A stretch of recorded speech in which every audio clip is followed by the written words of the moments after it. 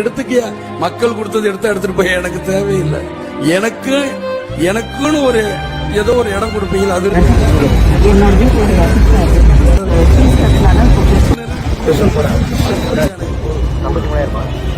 பேர் இருக்க, இந்த 4 பேர் வந்தா ஒரு நேரம் சோறு போட மாட்டீங்க.